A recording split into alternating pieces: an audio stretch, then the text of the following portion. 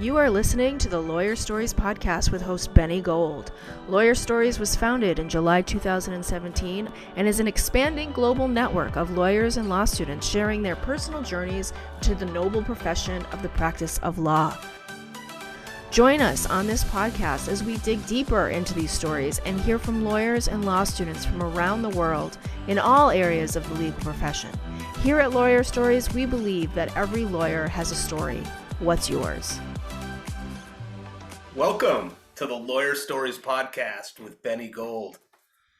Today we welcome in David Yas, founder and CEO of the Boston Podcast Network, POD617.com.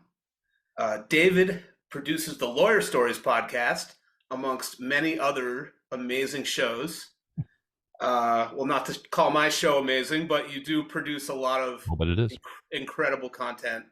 And David's also a law school grad that got into podcasting. So we're super excited to talk to him today. Thanks for being here.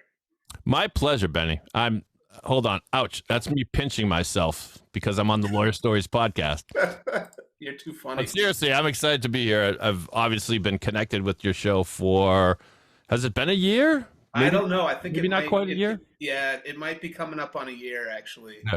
Because some of the posts where I was like announcing the partnership came up, and like, you know, I want to say thank you very much for producing the show. I'm back in Massachusetts. You know, I'm a UMass grad, like living here, and it's just so cool to have like a podcast producer that's like sort of right down the road, so to speak, in the Northeast. So pod617.com. Check them out if you're listening to the beginning. So thanks for, doing everything that you do for us. My pleasure. Yeah. So I think it was really a good fit when I found out that, you had gone to law school and you actually, you work for a publication too. I think Mass Lawyers Weekly, right? For like 15 years. That I actually have my Mass Lawyers Weekly article right over here, which was pretty cool that I had that they did on me. But I saw that piece. That was a good piece. Yeah, it was cool. I was excited by it. So tell me, first of all, we obviously, Lawyer Story. We want to talk about podcasts and get some good like podcast tips for everybody out there who's really starting a podcast, because they are a big thing, and you see more and more lawyers and law students want to get into it. But let's start, since this is a Lawyer Stories, let's start with your background a little bit. Like, are you a Massachusetts person? Yeah. What gave it away? Wicked big Massachusetts guy. Yes, I grew up in Sharon and lived there for most of my adult life as well. And now I happen to live in Foxborough, which is all of 2 miles from where I used to live in Sharon. But yes, Massachusetts guy. Go Patriots. Go Celtics. I know Brady got eliminated last night, but what are you going to do? So, okay, cool. So you've been in Mass your whole life. We could actually do the whole show with our Mass accents. Like, I sort of have like a pretend one that I use sometimes, but I never know whether I'm in my pretend one or my real one. It's funny. Yeah. Do you have family members whose accent is actually thicker than yours? Or no? Like my parents are New York based, and I ended up in Maine. Oh, okay. So I grew up in Maine, but I went to UMass and then got back out here. So I don't have a Mass accent, but I've sort of adopted it as my own. When I go into Dunkin' Donuts and I order a coffee in the morning, and like give me a large regular. I'm in a wicked hurry. I'll take a large. No, it's funny, the Boston accent when I was a kid was actually kind of like a New York accent. Like it sounds by its nature kind of blue collar. Yep. You want to go to Donkeys, or you wanted to stop by the Honeydew over there? But then Matt Damon and Ben Affleck made it chic. And so now you can walk around with your Boston accent. But I found it funny. I went to college in Philly, and maybe I kind of lost it or just put it on hold or something. People say they still hear it in me sometimes. But I have a brother and I have an uncle who talks like, it's like, hey, John, you want to watch the football game later? Oh, yeah, I got to go over to Martha's later and pick up some potato salad, but I'll come over after that. And it's just weird. That's funny. That's funny. Yeah, I think I try to stop myself sometimes, especially when I'm around my little kids. I don't want them to like pick up on that. Not that it's a bad thing, but it's not even my accent. It's just something that Right. I'm Right. trying to assimilate to the Massachusetts people. But Mm. all right, so you're a Massachusetts person. You went to college out in Philly. You actually went to the same school as my wife did, which is pretty cool. Out in Philly. Oh, Um, she's a Penn grad. That's awesome. yeah, she's a Penn grad. So tell me, like, did you have a moment, or like, do you have a moment that you remember where you were like, I'm going to law school? Yeah, it was, I think, season 3 of LA Law, maybe. I was, Okay, well, that's and, fair. I mean, and then, well, it's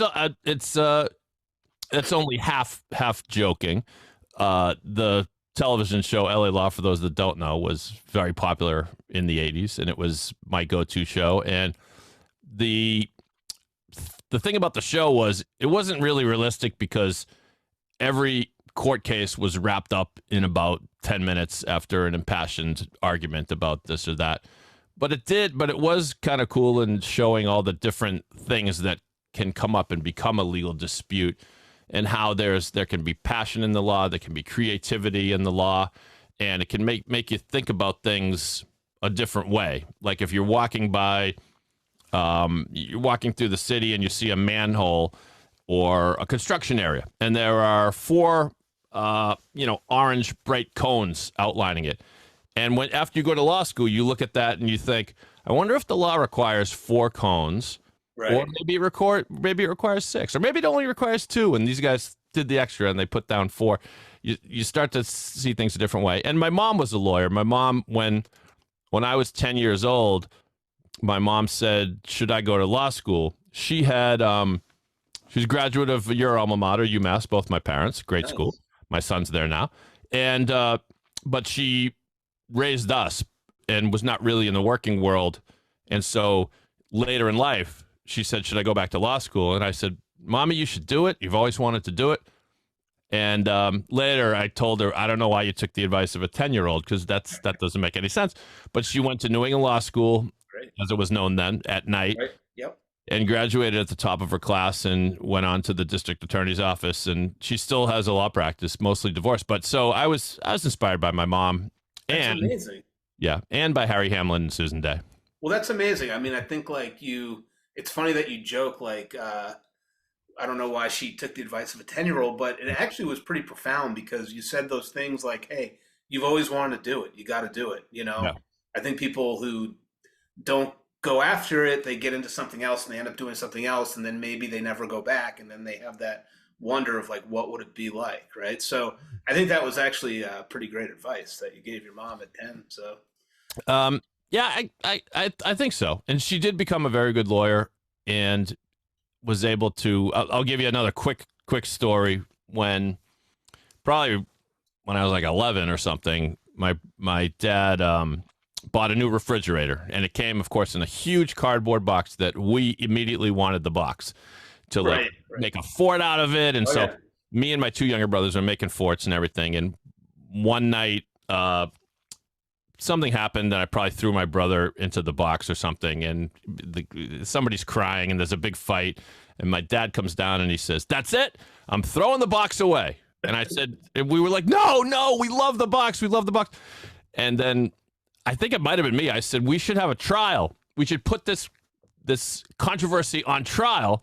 So my mom took my dad's black like nylon softball jacket and put it on backwards so it looked like a robe, and she was the judge. And so me and my brothers prepared our opening and closing statements, and I remember my dad stood up and he freelanced it, but he really sold it. He was like, the box has been a menace since its first appearance in my house. And we won the trial, though. I mean, her mom's not going to rule against her kids, so but just kind of a funny little moment. But that as you well know, Benny, you can do so many different things with the law degree, and and I think maybe more than anything else, though, it pushes your mental muscles, if you will. It helps you think things a different day. It helps you get better at things like arguing and reasoning and seeing the merit places in arguments that you might not necessarily see. Sometimes Right. if someone's passionate about something, I will play devil's advocate just for sport, even though I might not believe what I'm arguing. I'm like, I wonder Right. if I can argue this, like, Yeah. So there you go. Okay, that's super interesting. I think there was like a Cosby Show episode back in the day where they did that with they had like a trial about something. I don't know. It kind of reminded me of that. Well, yeah, Um, Mrs. Huxtable was a yeah, lawyer on the show, right? Yeah. right. She was a lawyer on the show, and like Theo did something, and his friend was like this. They were great, like orators and advocates. They were Yeah. speaking. It was amazing. Yep. So I just picture you there in the living room having this like little trial. That's where it was. So like you go to law school. What was that experience like for you? The first year of law school is fascinating. All the subjects are kind of core subjects. So you know this, Benny, but Yep. you study like contracts, you study criminal procedure, civil procedure, property, torts, and you get these hypotheticals or these fact patterns. And it's like, a guy's got a donkey on his land, and the donkey wanders off onto the other guy's land and smashes up his shed or something, and Right. who's responsible, right? And I love that. And so for the first year, I was like, this is great. After that, it got kind of boring and kind of hyper technical, and the bar exam is a big mess. Like I mean, the exercise of cramming that much information into your head is not a good reflection on who will become a good lawyer. So it was kind of a slog after that. And when I got I enjoyed it, but it kind of was the best of times and the worst of times. I went to BU, Yep. and the professors are fantastic at BU. I had Clark Bice as a contracts professor, and this guy was legendary. He had been a Harvard professor, and the only reason he left Harvard is because they had a mandatory retirement age, probably 70, and so he went over to BU and taught for like another 15 years or something. Wow. There are rumors that he in part inspired the John Houseman character in The Paper Chase. But Really? so that was cool. That's And amazing. He was a professor of yours in what class? Clark Bice, contracts. Really? Yeah. What do you remember? Like, was he like the Houseman character? Do you remember? A little. He wasn't cruel, but he did. It's funny. I had the chance to ask him this because when I went to Lawyers Weekly, as years went by, it was one of the great things about the job is you could come up with anything to write about. And I said, I'm going to write about my old professor, and I'm going to ask him if he really was the inspiration for, I think it was Kingsfield in The Paper Chase. And so he said that the first thing he said was, well, there's a scene in The Paper Chase where the Kingsfield responds to a student's, inaccurate answer with like ba, ba, ba, like sheep sounds for some reason, and it humiliated this kid. And Bice said to me, I could never see the practicality of humiliating a kid in class. But he was tough, and he did he did demand that you push your thinking a little bit more, go a little bit further than you normally would. Looking back on it, I mean, I was a kid. I mean, it's, sure, I was in my 20s, but I didn't know anything. And we were all, those of us that came right out of college and went to law school, we were all scared. We were scared. We were just like little puppy dogs, and just, please don't call on me. Please don't call on me. Oh God! But right? I mean, you remember those days, No, right? it was the worst. I feel like I was locked up in fear that I couldn't even get like a sentence together because I was too worried about getting called on, so I couldn't even think about what I wanted to say. Right, and that's the bad part of it. There's nothing wrong with the Socratic method and trying to teach by asking questions of your students, but somewhere along the line, certain professors kind of went on a power trip. But my guy Bice was not quite like that. He just had this aura about him that was just, it's kind of really the law school experience, This Okay. coming in, this 70 guy in his late 70s coming in with the briefcase and just gingerly putting it on the rostrum, and then and starting to go into his lecture. It was cool. But but law school also breeds competition, and BU in particular draws a lot of outstanding students from the East Coast. So a lot of I went to school with no offense, Benny, a lot of New York and New Jersey people. Oh yeah. And it was just like there were fights over like who could sit in the front row. Wow. And so I sort of got both a taste for the law and a distaste for the law, and I didn't want to be go right and be a corporate litigator and just rain hellfire upon my opposing counsel. Never wanted to do that. So then what was your first job or two like? Tell us about the job before you went to Mass Weekly. Yeah, for about 3 months, I think I worked at the Department of Housing and Urban Development in Providence. Yeah, in Providence. We lived in Boston at the time. I had to take the train. I wake up at like 5 a.m. every day because the job market sucked, and it was the best job I could get. I did not graduate at the top of my class. I graduated gloriously right in the middle of my class.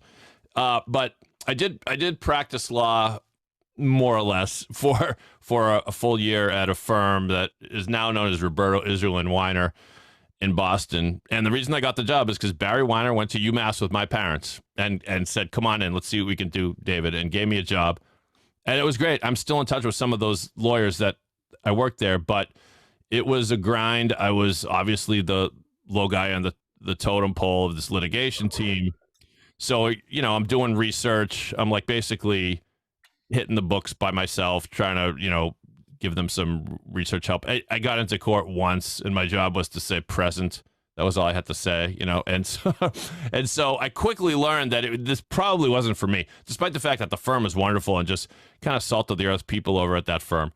But, and you probably know this, Benny, but it's if you went to law school because of the drama, passion, and the panache of the lawyers in LA law, yeah, you're probably disappointed because it's really not all that. Yeah, I mean, one of my torts professors would say, people aren't walking into court with Armani suits. Like, that's just not how it works. Right. So it's sort of like the same thing. But yeah, I get it. So, so what advice would you give a law school graduate? To keep your mind open and don't say, I think I didn't even pursue like job in the DA's office or a public defender or something like that because I figured, well, I need to make at least a little bit more money than that, within a few years. I got married pretty early and we had a mortgage. And so I didn't even think to do that. But so and yet those jobs, I'm divorced now, but my ex-wife and I are still on very good terms. So I don't mind singing her praises. She went to the DA's office. She was 1 year behind me at BU. Okay. And she's spent her whole career there. And those jobs they don't pay well in comparison to other legal jobs, but they're exciting. You're in court a lot. You meet a lot of interesting people. I think you kind of learn more about life in the DA's office than you would at Smith, Jones and Smith, Sure. Hard variety firm. And so I'd say, just never say never. And I guess for me, it's the lesson I would, I think I would impart would be, if you have a script in your head for what it's going to be like after you leave law school, rip it up because something's going to, because different twists and turns are going to come. I applied to Lawyers Weekly because I was frustrated with, I was probably applying to every place on the planet. I remember my lowest point was I applied to some real estate firm, and I think they interviewed like a couple dozen people, and I got down to the final two. And in the final job interview, I swear, and this is my memory anyway, they kept saying all along, don't expect to make a lot of money here at first. And so meanwhile, when you need a job, you're like, oh, whatever. Like, just, is there a paycheck involved? Then I'm still interested. And the guy said, okay, you realize the salary will be in the low teens. Now, this was 1993, so, but I don't know now I presume that's below the minimum wage. He said low teens. I paused for a minute. Low? Did he say low teens? Wait, are they talking like hourly or like? No, like $13,000, $14,000. Well, that's what I thought you meant initially. Yeah. Okay. Oh, sorry. Yeah. No, I should have been more clear. I mean, so I don't know. I mean, who makes $15,000. So wait, they were going to give you like 15,000, and then if you maybe brought in a closing, they'd give you maybe a. Yeah, that's probably what it was. It was probably something like that. That's probably what it was. Yeah. And then the to add to the frustration of the whole thing, I didn't get the job anyway. They gave it to the other person, and so that's probably the best job. That it was probably the best thing for me not to get that job. The Lawyers Weekly thing came out. It said, the ad said lawyer/writer, and Lawyers Weekly at the time, and maybe even still, they like to hire lawyers and then teach them how to write rather than the reverse. As it happened, I always loved writing, and I always hoped that I could do it in some fashion. And but I kind of just fell backwards into it, applied for the job. My cover letter to them said, "Please help me. I'm a writer trapped inside the body of a lawyer." And maybe that spoke to them. And so I was really at home there for 15 years. It was great. That's awesome. So that's incredible. Like when you were at Mass Lawyers Weekly, like, yeah, I mean, you must have made like so many connections talking to people. Did you ever think, well, maybe I'll meet somebody, they'll bring me into some sort of a law that I'm really interested in? Did something like that ever cross your mind, or like almost happen? Yes and no, I guess. When I first came on, they said, we could really use someone from Lawyers Weekly who could be like the guy in the courts, because they used to have this guy. His name was Sam Spencer. He was this kind of gregarious, like larger than life guy, and he would just bold enough to like walk into courthouses and just grab a lawyer coming out and saying, "Hey, what was that case all about? What was this?" And then he'd get to know everybody. And so the first time I tried to do it, I was like, I went down to the Suffolk County Courthouse, and I'm like, I don't know anybody here. Like, what am I going to do? Say, "Hi, I'm from Lawyers Weekly. What's up?" I didn't know what to say. It turns out I found that a judge who I had interviewed, just like a couple weeks earlier, he was like, on a break, and I said, maybe I'll go in and talk to Judge Barrett. And so, "Hey, Judge, go, David, how you doing? What are you working on?" I said, "No, nothing, just poking around, just anything going on?" And meanwhile, judges, he was a nice guy, but judges don't like share information, just like give it away. Yeah. He kind of looked at me weird, and I'm like, this is terrible. This is never going to work. But in working at Lawyers Weekly, eventually you make so many phone calls, and you just, every story you're working on, you're talking to 3 or 4 lawyers. So you do get to know people really quickly. And that has been the kind of the lifeblood of my career ever since. After Lawyers Weekly, I went into finance for a while. I worked for a networking company for a while, but I kept my posse of friends, or at least contacts or enemies or whatever. But yeah, you do get to know a ton of people. But that's amazing, because Mass Lawyers Weekly, I'm sure if you had like a badge or something or held it up, like that's a good publication. Like people probably would like to have, if they have a good successful case, they probably would have liked some of that recognition from you, actually. So I know it could be probably a little intimidating though, with all these lawyers coming out, shuffling around, you walking up to somebody, but right. So you eventually took a job. I mean, you're eventually at Mass Lawyers Weekly, but sitting like more of in an office, or going out to interview people to do your articles. Is that what happened? I was a writer for, probably the first 2 years I was there. And yeah, you did get out in the field a lot. I mean, it's somewhere between the law and like, the New York Times. It's not, especially in the beginning. I mean, you're writing about, admittedly, a lot of dry subjects. I mean, it's hard to put a lot of pizzazz on like a decision about a zoning law in Charlestown or whatever.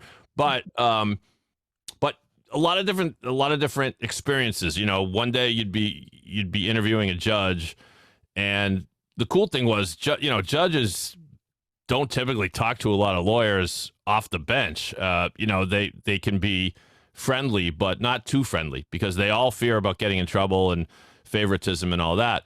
But they would always talk to us, because Lawyers Weekly, and this is I started in 1995, but Lawyers Weekly had been around since 72. And so, judges and lawyers, they respected the publication. It was known as kind of the New York Times of the Massachusetts legal scene. And so we would have sit down interviews with judges. We had a series called Courtroom Observer, where we would just wander into a courthouse unannounced and just kind of write what we saw. And eventually I parlayed that into something when I was publisher of the paper, right? I decided, despite knowing so many lawyers, I really hadn't been in enough courthouses. So I decided I was going to visit 100 Massachusetts courthouses in the span of a year. Wow. And so I called it the 100 Courthouse March. And so, awesome. So I would write these columns, and I'd usually visit try 3 courts in a day. And the things I saw were just fantastic. Just so many little dramas unfold before your eyes, just before lunch, because there are people up there, there are, some court workers that are probably, upset about their lot in life and a little bit disgruntled, and they don't want you to bother them while they're drinking their coffee and reading the Boston Herald. But most of the time, the people take their job so seriously, and everyone that walks in, not everyone that walks into court, but so many people that walk into court, they're in there for just, 20 minutes out of the day, but it's the most important 20 minutes of their year, but when they walk out, it has been decided how often they get to see their kids, or whether they're actually going to prison, or how this divorce is going to shake up. So that was really cool, and I had newfound respect for the people that work in the courts, and particularly the lawyers, many of whom are not making a ton of money. By the way, you've probably discussed this, but it's kind of a myth that lawyers make a ton of money. Some do for sure, and but lawyering by its nature is a by the hour profession. So unless you charge $700 an hour, there's a kind of a limit as to how much money you can make. So you have to enjoy it, and you have to enjoy that dynamic of helping your client win or lose. I agree. No, I agree. I mean, a lot of the stuff I see on social media is people posting like $1 million victories and several $100,000 victories. But I think the reality of it isn't really that for a majority of lawyers. I wouldn't think so at all. Especially getting business too is quite difficult because it's very competitive out there. Okay. So, for sure. So tell us about, so it sounds like you had a great, a positive run at Mass Lawyers Weekly. That's awesome. Great publication. Mm-hmm. And so how did you make the transition, and why podcasting? So when I was at Lawyers Weekly, I heard that there was this thing called podcasting, and when I looked into it, it was kind of a eureka moment. The thing that struck me was whether you were, a U.S. congressman or someone sitting in your basement talking about Star Trek, you could have similar sounding shows. So if I wanted to start a TV network, you can't do that unless you have a few $100 million lying around.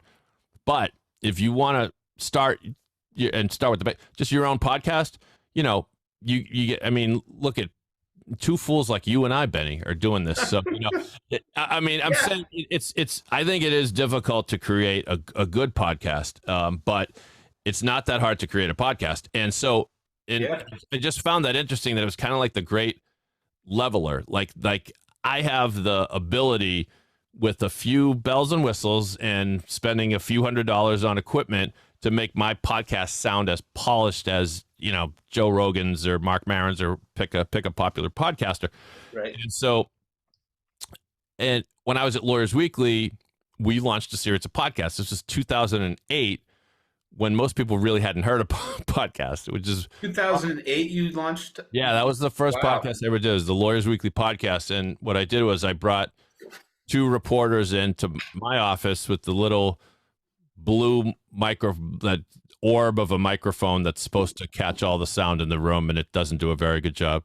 Avoid the blue microphone. Sorry, blue microphones, but they're just they're not great. But at the time, it was just, and I just had the reporters talk. We said, all right, let's talk about these 3 things, right? This big decision, and that the personal injury decision about the Advil or aspirin, whatever it was, and this judge is stepping down. And so we would just start talking and trying to, have like just a good conversation, and people did listen to him. And so I've always been a little bit of an audiophile, a gadget guy. Yeah, I was the guy that knew how to set up the VCR, and I was a DJ in college, and so and I like that art form of and it's there's something very simple and elegant of it. They say the theater of the mind. If you are listening to a good podcast where people are having a great conversation, you are not the slightest bit disappointed that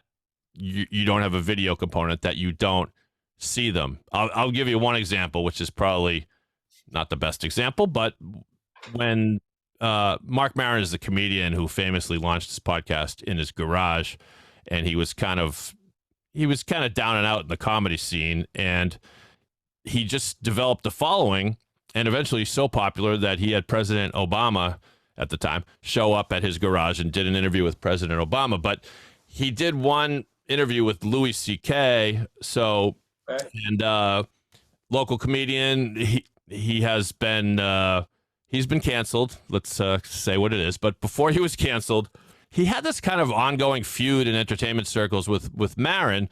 It was something about somebody stealing someone's material or something. But he had him on the podcast, and they hashed it out over the course of like an hour on the podcast, and just talked about how, it's like, I hated you back then. I'll be honest. And it was you could just feel the honesty in their voice. So, I mean, that's just one example. I mean, I've done podcasts, not many, but sometimes where people are describing an emotional scene, and they start and recounting something, and they start crying. And there's, in this day and age of TikTok and Instagram and all these electronic bells and whistles, there's something nice about the purity of just a good conversation. Yeah, so that was a long-winded answer because I'm a podcaster. So sorry. No, I think that's awesome. I feel like we hit on, when you found out like what podcasting was in like '08, you were just like, wow, like what's this? Like, this is really cool. Like you're sort of moving your skills from like the writing skills to sort of like being able to manifest that differently, maybe like, oh yeah, having like these conversations so that there was like this connection, I think.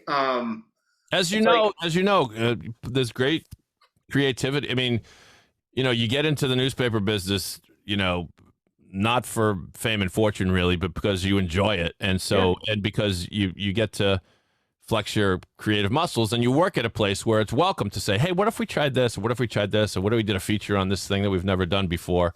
And so that podcasting is just like that. Although it is such a simple medium, there are so many different ways you can go about putting together a show, about the guests you can get on the show. What are you going to ask them?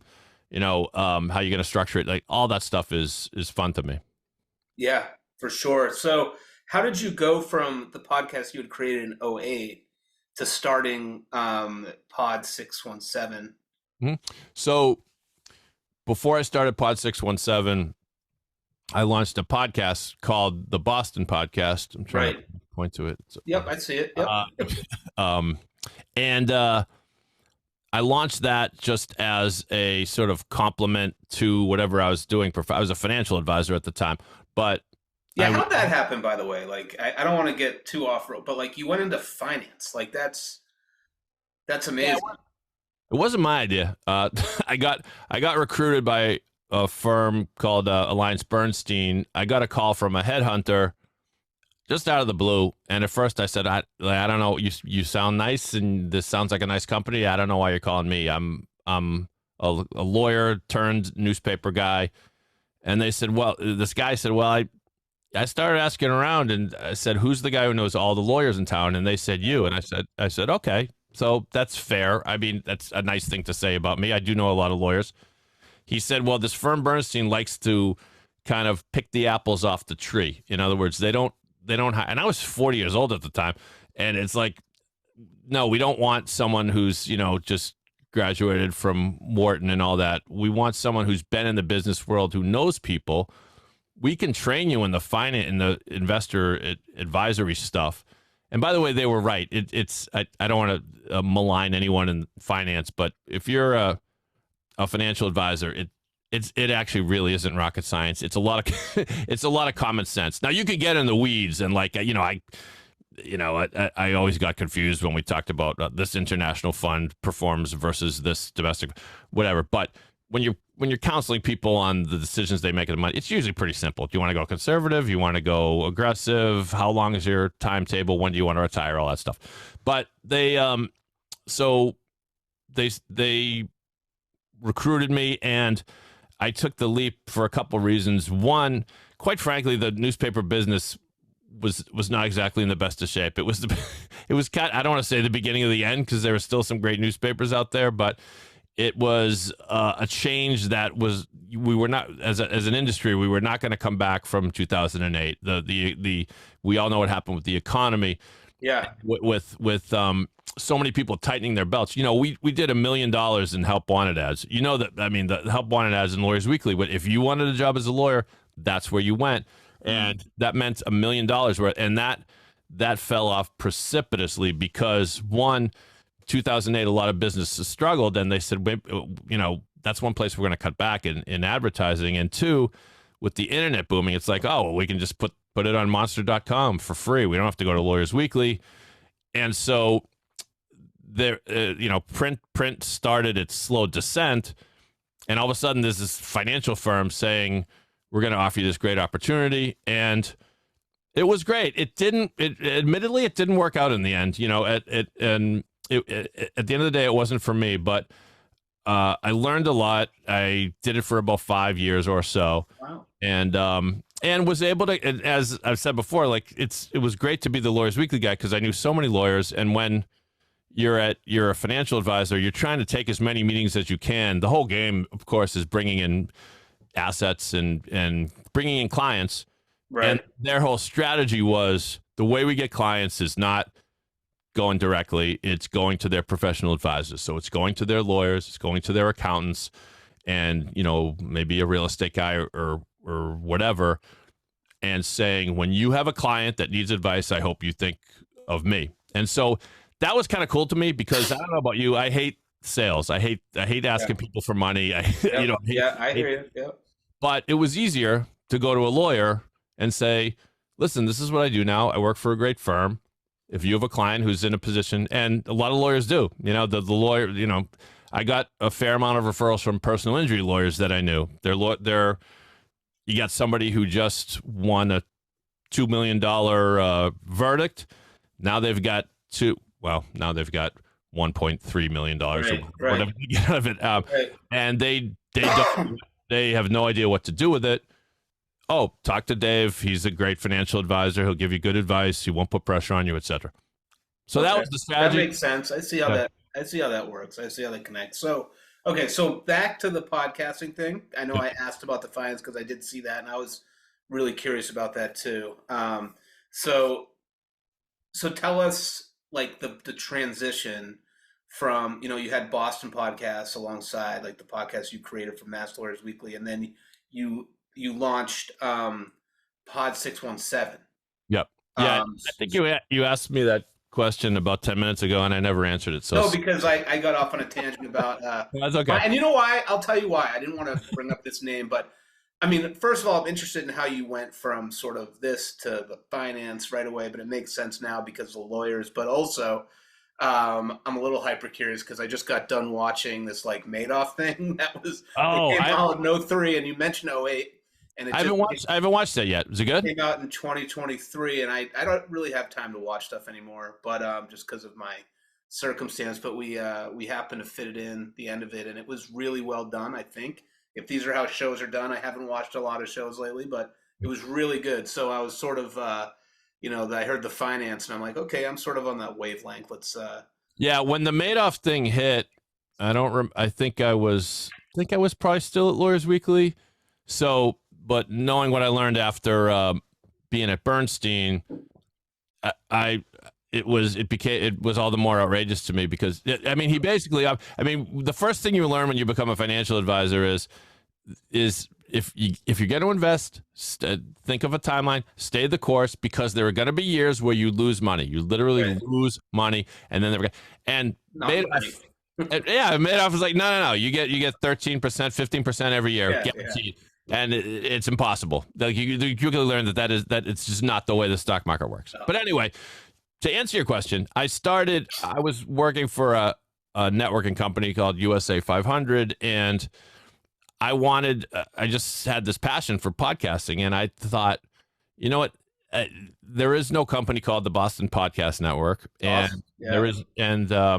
I had already scooped up the name, the Boston Podcast, and there was some symmetry there, and I thought, you know what? I need a few microphones and maybe a decent mixing board to record, and then like the editing and stuff. That's kind of fun to me. So I could start a company, and I got just like 4 friends. They were very generous, but in the grand scheme of things, they were relatively humble investment seed money that they gave me enough to buy, some good equipment. And at first, I didn't even have a studio. I was just like, do some networking and find out that this company wants to do a series of podcasts. And I said, we'll come to you. We'll set up the microphones in your conference room. We'll produce your podcast for you. Yeah. And so kind of off we went. And then things didn't work out for me at the networking company. I left, and then I had to decide whether I was going to do this full time. And I said, despite the fact doing a lot of interesting things in my career, I'd never been my own boss. I'd never owned my own business. And I said, let's do it. And got a studio in Westwood, Mass. You didn't need much. It's not, this is a nice place, but it's not palatial.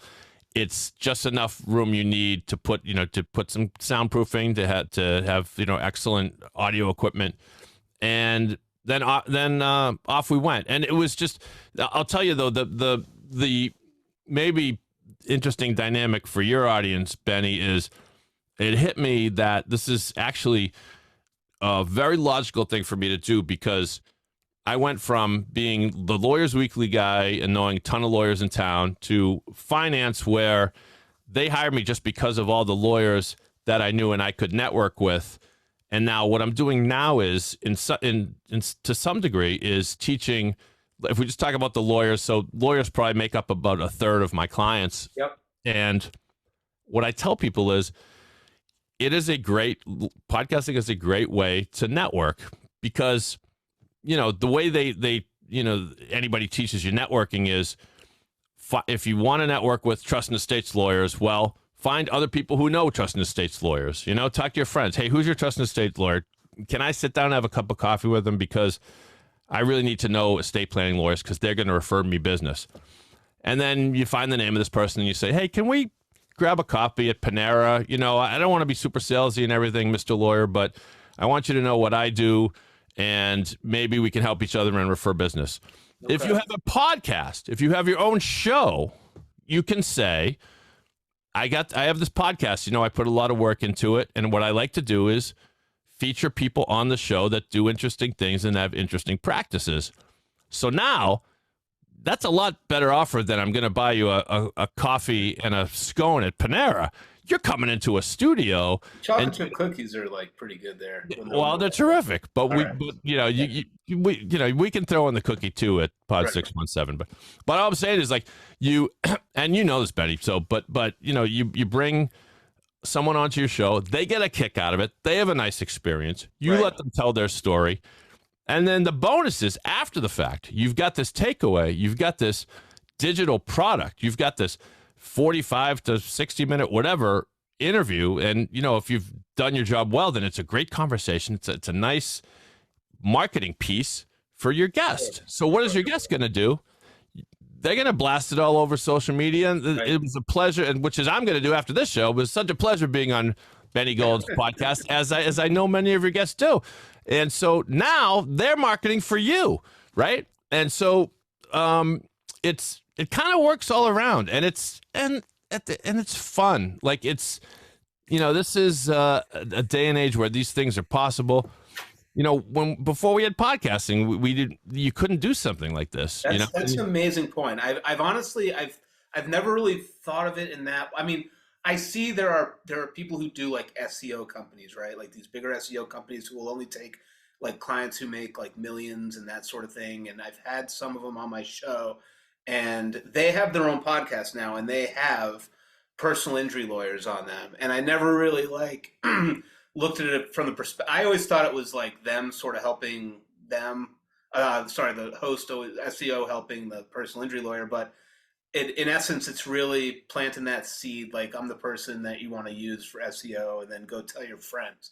You know, the networking. Or I think what I'm trying to say is this podcasting thing replaces the coffee and scone. I think that's sort of what I'm trying to. Yeah. No, it's better than the coffee and scone because totally because it's you know, it works all around, and it provides a way for, you know, two professionals sit down, conversation, and kind of help each other. And then the final sort of elegance and beauty of this, if it works, is if I have someone on my podcast that is, say, I had a guy on the Boston podcast yesterday. He was an expert in I don't know, what does he call himself? I want to say it's not aromatherapy. He creates smells. He creates he creates like these devices that you can put in your office, and it makes the office smell better. I'm doing a terrible job of explaining what he does. Or in your car, but I found it. And some of those this way, David. No, I'm saying so anyway. But my point is, like, he I don't know what kind of network that guy has, but he's an entrepreneur. He owns his own company. Let's say he is so excited about his appearance on my podcast that he puts it out to 1,000 people in his network on social media. They'll listen to the show. Some of them may come back to my show because they just thought it was a cool show. Even though this guy, I know, you know, I came for the guest, but maybe I'll come back. Right. The host, right? And it's the same way with lawyer stories, Benny. I'm sure people, it's like, oh, I'll come here, you know, about Jane Smith because I know her. I went to law school with her. This is cool. She was on a podcast. I'll listen to this. Yep. But you know what? Hey, that Benny Gold does a really nice job of conversations. I'm going to see who else he interviewed. Oh my God, he interviewed Alan Dershowitz. I'm going to listen to that one. So now you've helped her and she helps you. Right. So and it's fun. Yeah, I love it. That's a great way to look at it. So, like, tell us more about POD617. Like, what kind of shows are you producing right now? It's all porn, Benny. Just we decided to just throw in the towel and just give up. Okay, well, no, it's not. No, we don't I appreciate you keeping us. No, we don't. No, we don't. We don't have any porn. Although, you know, you never know someday. But I'm kidding. So we in a way we're kind of topic neutral. In another way, because of where I come from, it's a lot of professional podcasts, and by that I mean people who are lawyers, people who are entrepreneurs. I produce a podcast for a lawyer named Evan Shine in New York, and he from the beginning has taken such great pride and approached it with such great enthusiasm. He gets great guests on. And it's a little bit about divorce law, and it's a little bit about life. And it's just cool. I produced a podcast, a woman who calls herself the Canna Mom. And she was a woman who I knew from way back in the day. We actually went to summer camp together. But she started becoming fascinating with the health benefits of cannabis. And so it's called the Canna Mom Show. And it's not like a stoner podcast in any regard.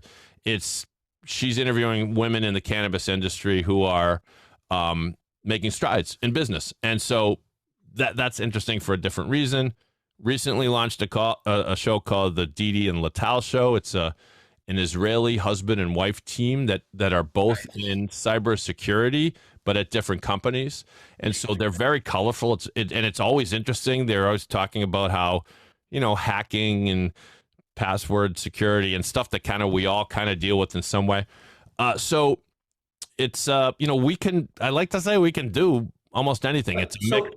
Yeah, go ahead, Betty. No, I'm sorry. Finish your sentence. I apologize. No, it's a mix of, if anything, you know, I admit I launched POD617 with the thinking that I was creating a community of Boston podcasters that would want to get together all the time and share information and have parties and stuff and all that. And that hasn't. I'm down for the party, man. Let me know. Yeah, Come on. well, as soon as we have one, you're invited. I promise. But things evolve, right? Things evolve. Oh yeah. That's yeah, and so, yeah. And so I do try to play matchmaker, and so one of my podcasters might have a guest on, and I'll realize that guest would actually also be good for this other show that I have, and then with that host's permission, we'll share that information, and that's great.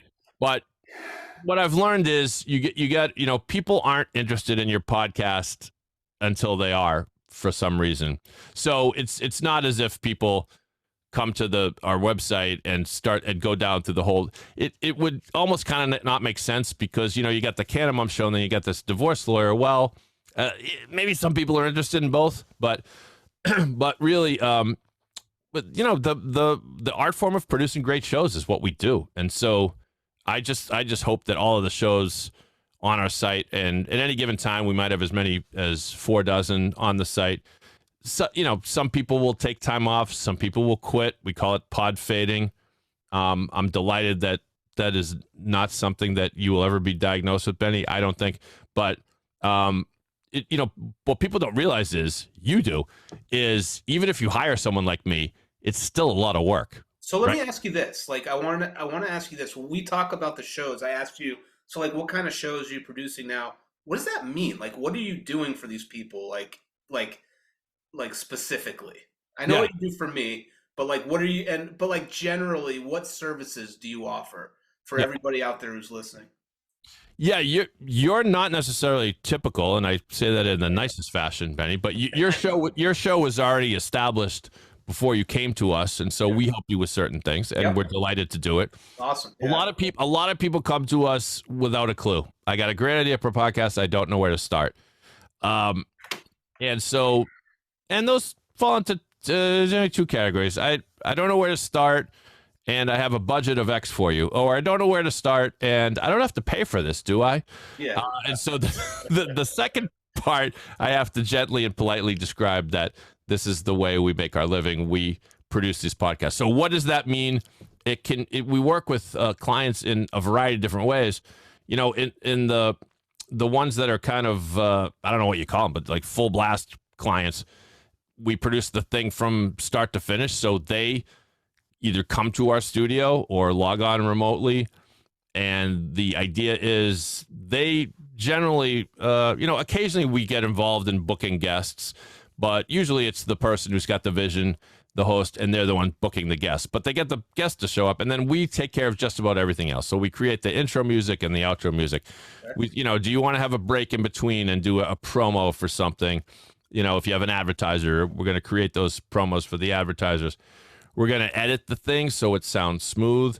We're going to, of course, make sure that we clean up anything because since podcasts aren't live, a lot of people will take advantage of that and kind of pause and say, you know what, I lost my train of thought. Let's start that over again. Well, obviously, we've got to fix that, Okay. So, and then we produce the final thing. A lot of clients we produce promotional videos for that they can use on TikTok, LinkedIn, Facebook, Twitter, wherever, to promote the podcast. And we serve as, consultants. Anytime they want to get a phone call and say, I don't know, I'm frustrated because I got up to 200 downloads an episode and now I'm still at 200 downloads an episode. What can I do to increase audience? And to that, I usually say, I don't know, but I'll give you my best advice. And the reason I say that with a laugh is because a lot of podcasting is still making stuff up. And I just had a client just this morning email me and said, our download numbers just spiked with the last 2 episodes. And I went and looked, and she was right. They went from like 300 downloads an episode to like 1,000 downloads an episode. Wow. And she said, this is great, but I have to ask you, David, why did this happen? And I said, I'll give you my honest answer. I have no idea. But but because it's like a lot of things on the internet. It's unpredictable. You never know. You never know what's. How do we know? You never know when it's going to hit or like. Right. I've never had anything go viral. And I post on Lawyer Stories Instagram, on Facebook, but it never, and even TikTok. It's like it's not a very easy. It hasn't been an easy go for us on TikTok, which is fine. I like the platform. I watch it, but I haven't had anything go viral. So. you never know when something's going to hit, you know, and somebody's going to see that, and then it goes on. I mean, you have ideas about how you can get people locked in and have them to watch it and views, like depending on what you're saying, or unfortunately, you know, who you have on and how they look. Sometimes that works if it's a video, but like you never know. You really just never know. You don't. And so what I say is that I can't tell you exactly why. I can't promise you huge numbers, but what we can do is do the things that we know work. And having been to enough conferences and read everything and the own personal experience, first of all, you have to keep your expectations reasonable. Just because something's on the internet and it's great doesn't mean people are going to find it. It just doesn't. It's too crowded a space. There are 2 million podcasts out there, or however many there are. And so, but what you can do is create something that you're proud of, and create something that brick by brick you will find an audience. You know, if you're consistent, like, and I know, Benny, you're a great model for this because you're consistent about the roster of guests, posting consistently, and then doing certain promotions during the course of the week consistently. And, you know, I have clients that have done that for years and they're still not happy with where they are. And it can get frustrating, but that's why you do have to come around to the fact that if I'm creating something that I'm proud of and my guests are having a good experience, that means I'm forming a relationship with these guests. You never know how that's going to help you. Right. That stuff is great. And your numbers will grow. They'll always grow if you put out a good show and you're consistent. Yeah. It's interesting because this conversation is going right to my next question, which is, okay. It's a lot of people say they want to start a podcast. They might put out 1 or 2 episodes, or they may have an idea, but don't get to it.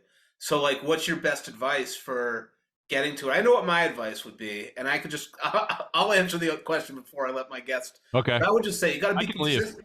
Get out of here. No, you got to be consistent, right? Like, you got to keep doing it. That would be my advice. I don't know, like, what you have to add to that. Oh, it's the biggest sin people make. And I have one client, I won't say who this person is because I adore this person, but life kind of got in the way. Started the podcast and it was gangbusters. They had a couple great guests the first couple episodes. One episode got 1,000 downloads. That's almost unheard of for a podcast in its infancy. And then just life got in the way and this person didn't have the time to commit. And now we look at the numbers and they've fallen off. And it doesn't take rocket science to say it's because they haven't been putting out shows consistently. So your audience will come to you and they will return if you continue that drumbeat of content and you maintain the quality and you kind of keep doing what you're doing. They will stick with you. Your loyal audience will stick with you. And if you're lucky, they will spread the word to more. But you are right. It is pod fading, as they say in the industry. It is kind of the number one reason why podcasts fail is you come in with great hopes and then you fall off. And you do a podcast every week for 9 weeks, but then week 10 you say, you know what, I gotta take a week off. And then week 11 it's like, I'll take one more week off. And then you do a couple more, and then a month goes by and you're like, I'll get back to it eventually. No, it's not the way to do it.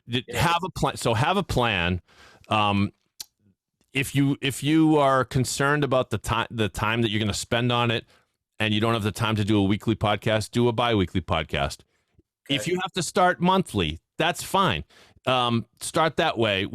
I would recommend that the plan be to increase frequency as you go on, and communicate it to your listeners so they know. I mean, you have your favorite podcast, I'm sure, and I do too. If I'm like uploading I'm not uploading. I'm streaming a podcast. I'm expecting it every Tuesday morning. If it's not there, I kind of get pissed. Like, what the hell? Where's my podcast? And then that's one strike against you, and then you don't get too many more. So it's that. And the other thing I recommend, Benny, is know what your show is about, and kind of it's like Steve Martin said to John Candy in Planes, Trains, and Automobiles. Here's an idea. When you tell a story, have a point. I'm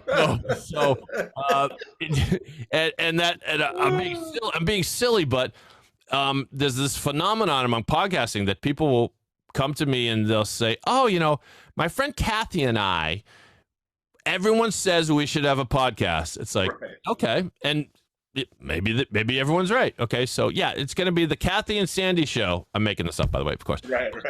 But okay, what are you guys going to do? Oh my God, we're going to talk about like celebrities and like what cocktails we like. And like, maybe we'll talk about what happened on Real Housewives of Orange County the night before. And I'm like, okay, like that could be funny and entertaining, but I would prefer if you had like a point, meaning something that the podcast is about. A couple women came to me. They weren't Kathy and Sandy, but we'll continue with this hypothetical. And I said to them, so what, give me an example of what you're going to talk about on the first episode when you do it. And it was at the time when, you remember when that Peloton ad came out and it was kind of controversial, or it was kind of mocked because the husband had given the wife a Peloton machine, but then there was this sort of air of Stepford wife thing that like, but make sure you use it, honey. Make sure you run it every day. And she's trapped on anyway. So I said, okay, so here's a thought. What if your whole show was about TV commercials? Okay. And you react to them and you come up with one per episode that you're going to sort of talk about what it means to society and all that. And then go back in time and use YouTube and find an ad from the 70s and play that and find what you think. And they said, no, we don't want to just talk about commercials. And I said, okay, that was just an idea. But that's something that maybe no one is doing right now. You do want to try to have some kind of hook. You want to have, I tell people, you want to have a You Know What They Do podcast. And by that, I mean, oh, have you heard this podcast? Blah, blah, blah. It's like, no, I haven't. No. Okay, so you know what they do? They go back and they trace the history of a disease. And that sounds really dark, but it's always real interesting how this disease started in like Peru in 1712 when this monkey got bitten by a spider or whatever, right? So there is a podcast like that, by the way. I actually never listened to it, but I thought it was a good example of something that, you have like, you have each episode, you kind of know what to expect. Not just these people are fun, because that's not, at the end of the day, it's not going to be enough. Your friends are going to listen. Your friends are going to go, oh my God, Sandy, Kathy, you guys are so funny. Ha ha ha, you guys are awesome. Yeah. It's not going to be enough to draw some random person from the Midwest who's looking for entertainment. It's all the great podcasts tell a certain story or have a certain genre, niche, pattern, something specific. So that actually you're leading me right into my next question, David, I swear. So give us some common factors in having a successful podcast. We've talked about consistency. Yep. We've talked about having a certain niche or theme or whatever, define it, know what your show is about. It can change over time, because eventually you're going to want to listen to your audience. Even if that audience is small, you're going to want to listen to them and see what they want. But what else? The audio quality matters. It certainly does. And with a couple of pieces of advice, I can, if you are doing the thing from your basement and there's an echo down there and it sounds like crap, I can help you fix that with just a couple.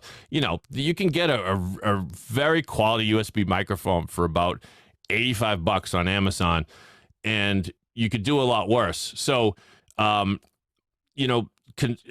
we talked about consistency. Obviously, you want to get good guests. You probably don't want to go crazy over trying to land like the most perfect guest. What you want to do, eventually your listeners are going to come back to you for you. It's the consistent voice in there. I listen to the NPR podcast, Wait, Don't Tell Me, which is the news. I think it was a radio show before it was a podcast, but it's it's a news quiz show. And they get great guests. Sometimes they get comedians, they get politicians, they get musicians, but I'm usually going back just because I know I'm going to get a good show no matter who the guest is. It's a cool scheme that they have. You learn a little bit. It's a quiz show, so you can kind of play along at home and guess. It's always fun. So have that in mind. And change. Don't change for the sake of changing, but definitely change. Think out of the box in terms of what can we do that might make the show better. One example I like to give people is, are you engaging your audience? So, for I mentioned this lawyer, Evan Schein in New York, I do the podcast with. We added an Ask Evan segment. Incredibly simple, right? Just, Jane in Rockville Center, New York, Evan writes the following. What is the most misunderstood thing about divorce law? The cool thing about that is when you start to mention listeners on the show, you can then tag them on social media and say, hey, we gave you a shout out. Now you've developed another ambassador for your show. Right. So that's kind of a mishmash of things that I recommend. So are you using your lawyering skills, would you say, being a podcaster and podcast producer? Maybe. I think critical thinking is always important for anything you do, but I hope that if I didn't learn it in law school, I should have, and that is the ability to listen, which is probably the one huge, most important piece of advice I give to people for podcasting. It also helps in life. In other words, people listening is a lot lost art. And I'll give one example. I was producing a podcast for a woman who was a wedding planner, and she called herself the Bitchless Bride because her thing was, you don't have to be a hell on wheels. You don't have to be a bridezilla. You can be bitchless, the Bitchless Bride. Anyway, but she did one episode where she started creatively thinking. She said, why don't we have a couple of personal trainers on the show, and they can talk about how you get in shape for your wedding? And I was like, yeah, that's a great idea, sure. So she had interviewing this personal trainer on the podcast, and she says she had a segment where she was doing like icebreaker questions, which were fun. And so she got down to favorite cocktail, and the personal trainer dude, he says, well, I'll have a gin and tonic now and again, but I'm really not much of a drinker anymore, but that's a story for another day. Now, most podcasters would move on to the next question, but she, to her credit, she said, well, this is a podcast. We got time. What's the story? What's the story behind that? What happened? Yeah, right. And so the guy said, well, all right. And he went into the story about how he was in college, and I think he was a college athlete, and had actually done well by the program such that he had a job lined up, I think, in the athletic program, like working there at the college. And he was delighted that, we all remember being in college and worrying about what's going to happen next. This guy had it all lined up, but he went out drinking one night, like his senior year, and like either didn't show up to a meeting or showed up to a meeting drunk or something. And it was a disaster. And he lost the job that he had lined up. The beginning of his career was completely changed around. And it was a sad story, but it was a great story. And if she hadn't paused and listened and heard him say that almost under his breath, you'd have missed the whole thing. So that's just practice your listening. I'm in a improv comedy class that I do by Zoom. I've been doing it for like a few years now. Oh, cool. And that sounds like a non sequitur, but the whole premise of improv comedy is, you've probably heard, it's like the yes and rule. It's you listen to what the person before you says, and then improv comedy. So go ahead, start the scene. So someone comes out and says, oh my God, there are bananas falling from the sky.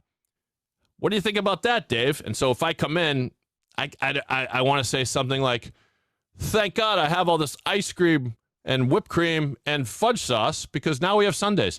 Okay, that's not funny, but it picked up on what the person said before. What you don't want to walk up and go, what are you talking about? Bananas don't fall from the sky. Well, then the thing's over. And so applying that to podcasting and real life, gotcha. It's like, listen, pick up on what the person said before you, and you'll have a good conversation, and you'll it comes to life after that. And you like that. No, that's makes a lot of sense. It's good advice. So like what would be your most memorable interview? The story I usually tell is strangely was before I even started the Boston podcast. Before I even started POD617, we were doing periodically the Boston podcast. We'd interview interesting people. And so I happened to be acquainted with this lawyer, Jay Carney. So he was Whitey Bulger's defense lawyer. And he came in and sat down with us after. So, people will remember Whitey was famously caught in California and brought to justice and sentenced to, I don't know, life in prison probably before, of course, he was killed in prison. But in between when he went to jail and before he got killed, sounds kind of dark now, that's when we got his lawyer, okay? So the case was finished, but lawyers are usually sort of tight-lipped about specifics. And so, but I'm going to ask him about Whitey. What's Whitey like? And so this guy, Jay Carney, nice guy. He does like to spin a yarn, and he does like to be in front of a microphone. He would admit to that. So he said, well, I remember the first time I met Whitey, and I said, Mr. Bulger, you're accused of, this is a simplification, but you're accused of killing these 18 people. And so he hands him the list. And this is the lawyer telling us the story. He says, so I hand him the list, and he says, that guy, no, never heard of that guy. Didn't do it. All right. This guy, yeah, I did kill that guy. But you know what? He was the biggest jerk. You ask anybody in South Boston, that guy got what was coming to him. He goes, and then he's like warming up. He's like, this guy, oh, I remember that. He opened the door, and I said, guess what? And he said, what? And I said, you're dead. And I shot him in the head. And so I had a couple co-hosts for this, and we're looking at the lawyer. We're like, I mean, it was great. I couldn't believe he was sharing these details about his conversations with Whitey. I thought that was going to go viral like crazy. We got maybe 500 downloads, which is great, but I thought it was going to go all around the world. So, it's just gold when you get somebody to open up like that. So that's probably. Let me ask you, did you make clips of that? Did you make a clip? Yeah, this is before. This was, Okay. this is before TikTok. This was before. Before anybody was doing like audiograms or anything like that. Yeah, clips are huge, I think. No, agreed. I can still do it now, but still do it. Old. Still do it. Toss it on. No. Yeah. I think you got to go back to that stuff. Like I think. Yeah. I think I have some interviews I got to go back to maybe and cut a clip or two here and there. But that's the other thing with podcasting. And sorry to interrupt you, Benny, but the one of the cool things about it is you could. I used to when Whitey died. This is going to sound horrible, like taking advantage of his death, but I'm pretty sure I reposted the thing. So, in other words, once you do a show, it's not like radio and TV is kind of limited in its immediacy. And by that, I mean, if something comes up, like if, I hit the lottery like 6 months from now, Benny, you can repost this episode of the podcast and say, I talked to lottery winner, Dave Yas back in January, and here it is. I used that example on purpose. Hopefully, it'll happen. Yeah, well, that'd be awesome. But they live forever. You know this. They live forever. So you can repurpose them. You can promote them a week after you post it. You can promote them 6 months after you post it. Share with people. It's a beautiful thing. So, any tips on monetizing a podcast? Turn back now. The end is nigh. No, no, I say that because because it's difficult. And you know this. It takes a lot of patience. Yeah. But but with a little bit of discipline and with the plan, you can absolutely monetize a podcast.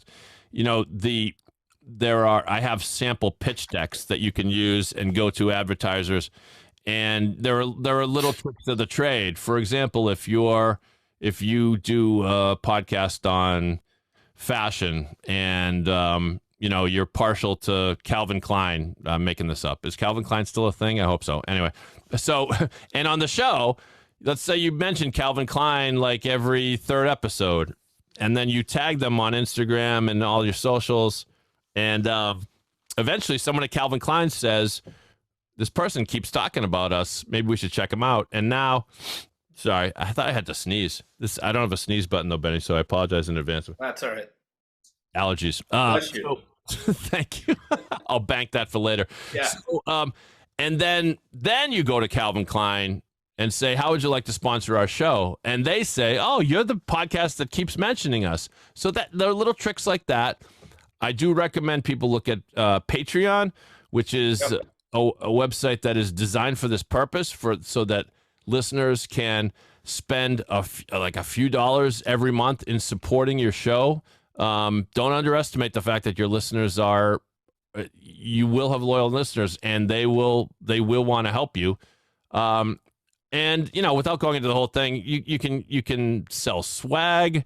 That you can use your podcast to promote a different part of your business, which is what the professionals that I do, they are doing it for their own personal branding purposes. So the podcast in itself might not make money, but I have had several instances where a lawyer or an accountant or something has said to me, "Hey, you got me a client." And I said, "Really? What did I do?" It's like, "Well, you had me on your show." And the client was thinking about whether or not to hire me. He Googled me, and what he found was the episode of your show where I was the guest. And then he listened to the whole thing, and he said, "Hey, this guy sounds like he knows his stuff." So stuff like that can happen. That's great. Yeah, that's awesome. All great advice, David. What else is there that we've haven't covered today? Anything that you'd like to share?